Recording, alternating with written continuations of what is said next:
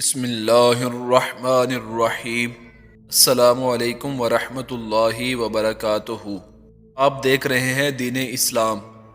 Video شروع کرنے سے پہلے ہماری یہ گزارش ہے کہ اگر آپ نے ہمارا چینل ابھی تک سبسکرائب نہیں کیا تو برائے کرم ہمارے چینل کو سبسکرائب کر لیں اور بیل آئیکن کو دبا دیں تاکہ ہر آنے والی ویڈیو کا نوٹیفیکیشن آپ تک پہنچ جائے۔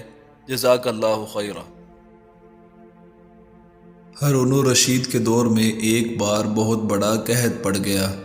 اس قحط کے اثرات سمرقند سے لے کر بغداد تک اور کوفے سے لے کر مراکش تک ظاہر ہونے لگے۔ ہارون الرشید نے اس قحط سے نپٹنے کے لیے تمام تدبیریں آزما لیں۔ اس نے غلے کے گودام کھول دیے، ٹیکس معاف کر دیے، پوری سلطنت میں سرکاری لنگر خانے قائم کر دیے اور تمام امراء اور تاجروں کو متاثرین کی مدد کے لیے موبلائز کر دیا، لیکن اس کے باوجود عوام کے حالات ٹھیک نہ ہوئے۔ ایک رات ہارون الرشید شدید ٹینشن میں تھا، اسے نیند نہیں آ رہی تھی۔ ٹینشن کے اس عالم میں اس نے اپنے وزیر اعظم یحییٰ بن خالد کو طلب کیا۔ یحییٰ بن خالد ہارون الرشید کا استاد بھی تھا، اس نے بچپن سے بادشاہ کی تربیت کی تھی۔ ہارون الرشید نے یحییٰ خالد سے کہا، استاد محترم، آپ مجھے کوئی ایسی کہانی، کوئی ایسی داستان سنائیں جسے سن کر مجھے قرار آ جائے۔ یحییٰ بن خالد مسکرایا اور عرض کیا، بادشاہ سلامت، میں نے اللہ کے کسی نبی کی حیات طیبہ میں ایک داستان پڑھی تھی۔ داستان مقدر، قسمت اور اللہ کی رضا کی سب سے بڑی اور شاندار تشریح ہے۔ آپ اگر اجازت دیں تو میں وہ داستان آپ کے سامنے دہرا دوں۔ بادشاہ نے بے چینی سے فرمایا، یا استاد فوراً فرمائیے، میری جان حلق میں اٹک رہی ہے۔ یحییٰ خالد نے عرض کیا، کسی جنگل میں ایک بندریا سفر کے لیے روانہ ہونے لگی۔ اس کا ایک بچہ تھا، وہ بچے کو ساتھ نہیں لے جا سکتی تھی، چنانچہ وہ شیر کے پاس گئی اور اس سے عرض کیا، جناب آپ جنگل کے بادشاہ ہیں، میں سفر پر روانہ ہونے لگی ہوں، میری خواہش ہے کہ آپ میرے بچے کی حفاظت اپنے ذمہ لے لیں۔ شیر نے حامی بھر لی۔ بندریا نے اپنا بچہ شیر کے حوالے کر دیا۔ شیر نے بچہ اپنے کندھے پر بٹھا لیا۔ بندریا سفر پر روانہ ہوگی۔ اب شیر روزانہ بندر کے بچے کو کندھے پر بٹھاتا اور جنگل میں اپنے روزمرہ کے کام کرتا رہتا۔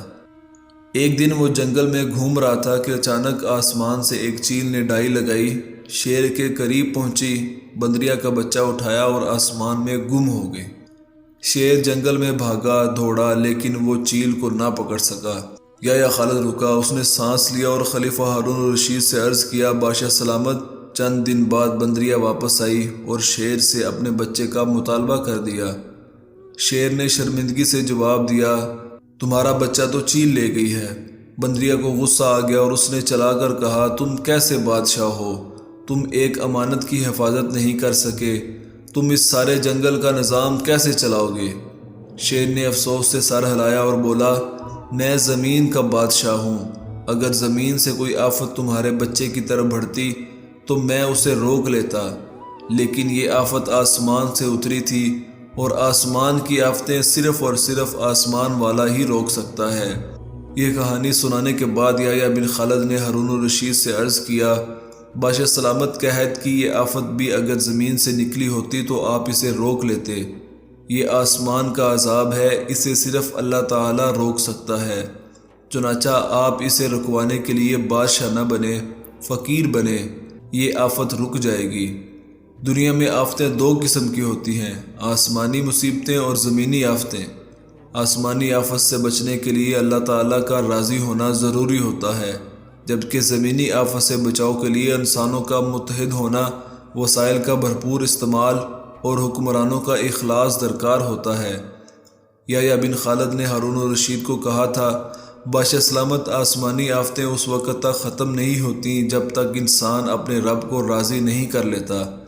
آپ اس آفت کا مقابلہ بادشاہ بن کر نہیں کر سکیں گے، چنانچہ آپ فقیر بن جائیں۔